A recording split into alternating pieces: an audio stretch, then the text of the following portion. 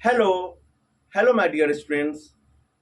Welcome to my channel Super English with Agarwal sir. Tense का यह part 2 है। अब पार्ट 1 में हमने जो समझा था, इसके आगे की बात हम इस वीडियो में समझते हैं। Now let's start the video.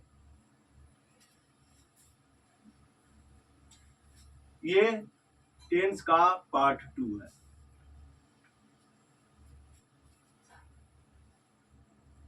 Present indefinite, इसकी जो पहचान है, वर्ब के अंत में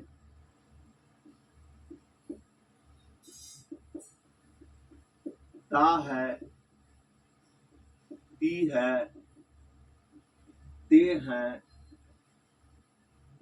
तो है इत्यादि लगा रहता है। जैसे वह जाता है, ता है लगा हुआ है। वह जाती है, ती है लगा हुआ है। तुम जाते हो, ते हो लगा हुआ है। तो इस प्रकार से अब इसके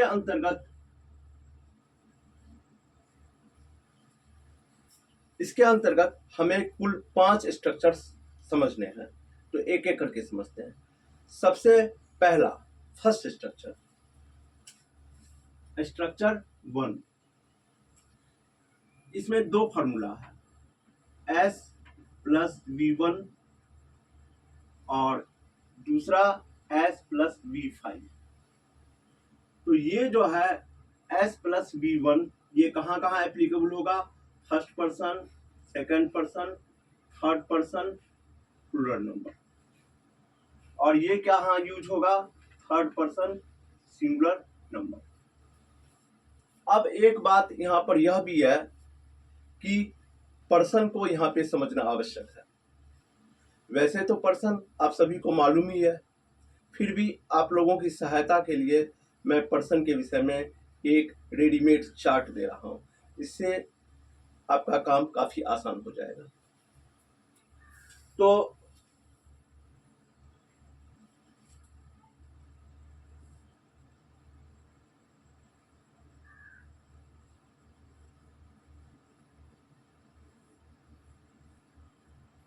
फर्स्ट, सेकंड, थर्ड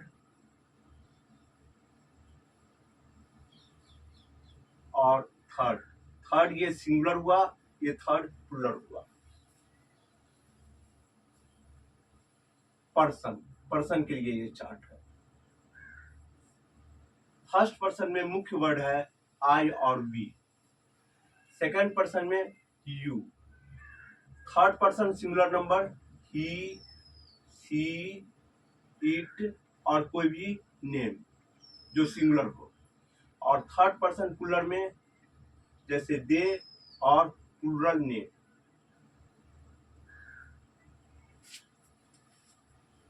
इसे मैं थोड़ा स्पष्ट कर देता हूं। Person, first person, second person, third person singular number, third person plural number. First person में आई और वी, इतना आप याद रखेंगे। सेकंड पर्सन में यू, बस इतना याद रखेंगे। थर्ड पर्सन सिंगुलर में ही, सी, इट और कोई भी सिंगुलर नेम जैसे राम, सीता, राधा, मीना, सुमन, ये सब। थर्ड पर्सन प्लूरल नंबर में दे और प्लूरल नेम जैसे Ram and Shyam, Sita and Geeta, Meena and Radha. तो इस प्रकार से तो एक बात यहाँ पर समझने की है कि फर्स्ट पर्सन और सेकंड पर्सन में गलती बहुत कम होती है। जो भी गलतियां होती है थर्ड पर्सन में होती है। और थर्ड पर्सन में भी हमें यह समझना है कि थर्ड पर्सन सिंगुलर है या थर्ड पर्सन प्लूरल है। थर्ड पर्सन कहने से काम नहीं बनता है, वहां पर ये स्पष्ट करना होगा कि थर्ड पर्सन सिंगुलर है कि थर्ड पर्सन प्लूरल है। सेंटेंस आपका जैसा रहेगा इसके मुताबिक आपका फॉर्मूला यूज होगा।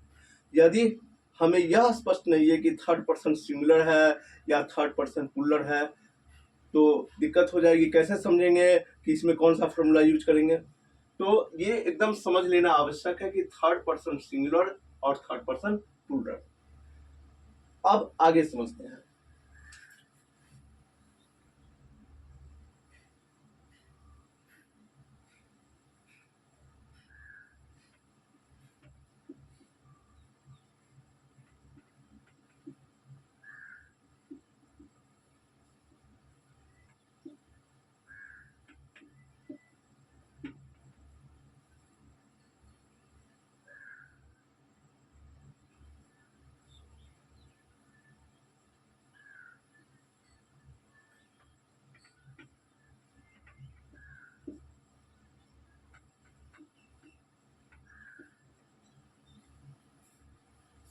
मैंने यहाँ पर 3 एग्जाम्पल लिए हैं। अभी मैंने एकदम सिंपल एग्जाम्पल लिया है ताकि सभी बातें आपको आसानी से समझ में आ जाए। तो पहला सेंटेंस है मैं जाता हूँ, मैं की इंग्लिश आई। आई कौन सा पर्सन? चार्ट देखिए, फर्स्ट पर्सन, अर्थात कौन सा फॉर्मूला यूज करेंगे? फर्स्ट फॉर्मूला, पहला फॉर्मूला। तो इसका ट्रांसलेशन क्या होगा? आई गो।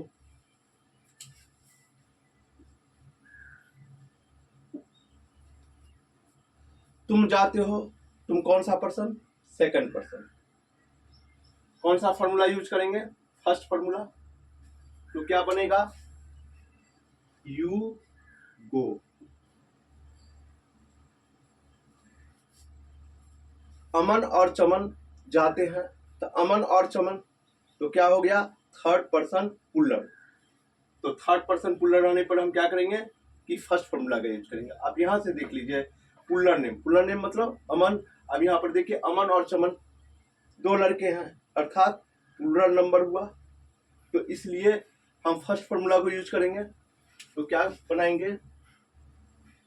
अमन एंड चमन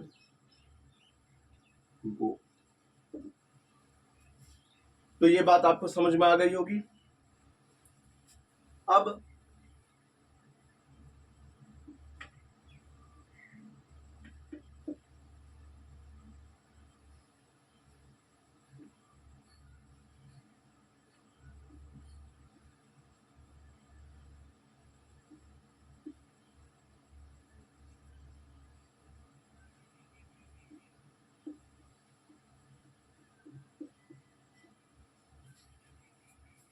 अब इसे देखिए, राधा लिखती है। राधा कौन सा person? Third person singular number, अर्थात कौन सा फॉर्मूला यूज करेंगे? Second formula. तो राधा लिखती है, लिखने की इंग्लिश राइट। तो राइट का V5 क्या होगा? राइट्स। V5 किसे कहते हैं? तो वर्ब का जो पहला फॉर्म होता है उसमें एस या ES को जोड़ने पे हमारा वर्ब का फिफ्थ फॉर्म बनता है, अर्थात V1 plus S/ES equal to V5।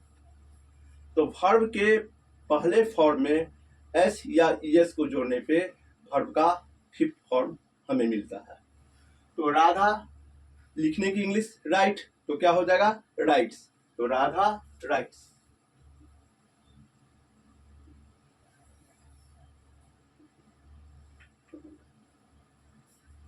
वह पढ़ता है, वह की इंग्लिश ही, पढ़ने की इंग्लिश रीड। तो वह क्या है? थर्ड पर्सन सिंगुलर नंबर, अर्थात सेकंड फॉर्मूला। और रीड, तो रीड का V5 क्या होगा? रीड्स। तो ट्रांसलेशन क्या हो जाएगा? He reads. तो ये बात आपको समझ में आ गई होगी। थोड़ा और हम आसान कर देते हैं। अब देखिए हमने क्या क्या 2 स्टेप आपको समझना है। पहला, पर्सन को पहचानना, पर्सन को पहचानना। और दूसरा, फॉर्मूला अर्थात स्ट्रक्चर, फॉर्मूला को अप्लाई करना।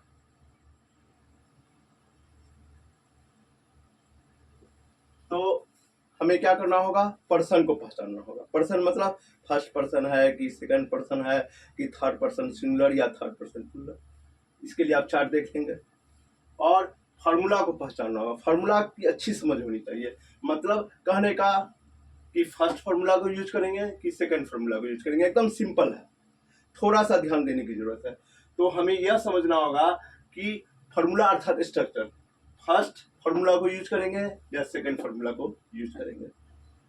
तो ये प्रेजेंट इंडेफिनिट टेंस का फर्स्ट स्ट्रक्चर था। इस स्ट्रक्चर को अफर्मेटिव सेंटेंस कहते हैं। तो इसका नाम मैं लिख देता हूं, अफर्मेटिव।